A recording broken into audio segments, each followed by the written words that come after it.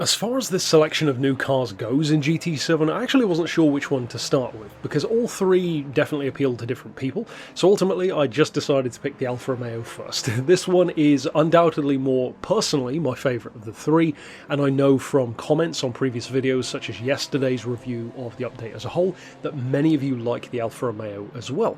It's always nice to have a classic or a collector's piece or even a legendary car that you can justifiably use quite a lot, and most of those tend to be the ones in slightly lower point levels, because not only do you have a huge amount of range in terms of upward mobility that you can use it for without it feeling really restricted, as the inverse would feel, taking say a 500 or 600 point car down to 350 etc, but also it means that you have such a broad array of racing categories to use it in, from, for example on this occasion, around 350 point stock, to dropping the weight, increasing the power, widening the track, etc, and taking it way higher, because you bring all of those core advantages in terms of being lightweight, smaller, more nimble, super forgiving to drive, as well as then having more power into those higher classes. And that of course is always a fantastic advantage to have.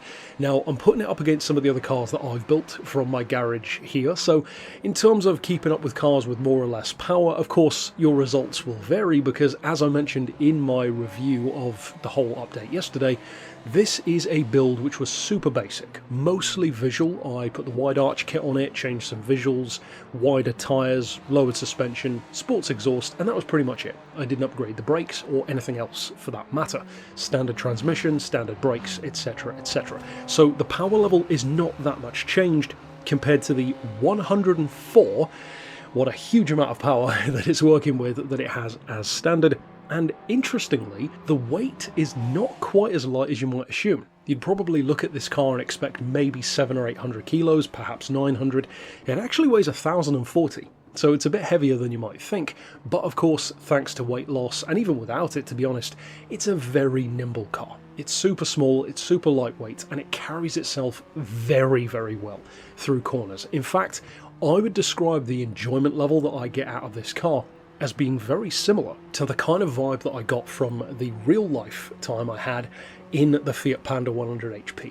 It's a very similar kind of vibe. It doesn't have a huge amount of power, but what it does with the power that it has to work with is fantastic. It's kind of that go-kart effect where it's smaller, it's lighter, and so it feels quicker than it actually is. The classic Mini is a perfect example that many people know of in that regard as well. The K-cars from Japan are also very notable for that, and this certainly is as well. As far as buying this car and the pricing, I was personally kind of surprised that it's not in the legendary dealership. I'm maybe missing something there, but I'm not entirely sure why they chose to do that. That seems a bit odd, but for whatever reason they chose to put it in the used dealer instead, and it's not as if the price doesn't justify it, because it is 180,000 credits. Now that could change in the future. Perhaps not as much as Haggerty does, but it could well change either way. That's still not a bad price though. It's a hugely historically significant car, and 180 grand, I mean, let's face it, that's not really that difficult to earn in Gran Turismo, even with races that aren't the best for cash cows. And as I said, the point level is very low as standard, just under 335, so extremely bottom of the barrel stuff, but again, what it can do at that level, even at 350, with even a touch more power, say the 400 level, this is a little car to be reckoned with. It's a force, it's a weapon, and when used correctly, especially if you use this car, for example, on a circuit where you don't really have much wide open opportunity for high-end power. So, for example, other classics like old Astons or muscle cars won't have the opportunity to use that advantage that they have in terms of engine capacity, torque, power. If you keep it on those kind of circuits where you can absolutely fly through corners, then that is really where this car will come into its own. Of course, it would be fantastic to use for rallying as well, something which I may well do, but I would say that this is really well suited to a kind of circuit which, ironically, we don't really have too many of, unfortunately, in this game, and that is a city course.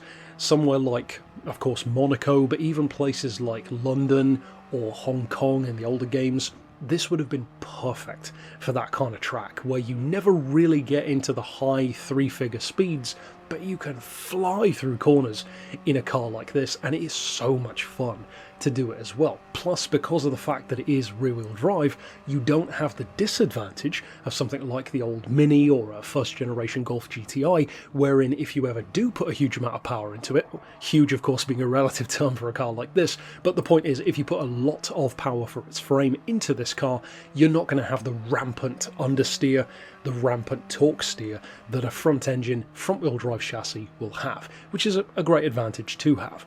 Ultimately, I think that we've had a number of really nice classics over the past few updates, most notably for me the two that immediately stand out are this one and of course the Citroen DS as well. I think that they're two great additions. This one more of a returning face, kind of. It isn't technically the same car we used to have, but it's very, very close to it. The visual updates are fantastic. The visual upgrades are even better than just the fact that it's now a full HD car with an interior, which if I recall correctly it was not the last time we saw the equivalent to this in Gran Turismo 6. I think that if you haven't tried it yet, you definitely should. It's so much fun, and you can make some gorgeous looking liveries and builds based on this platform.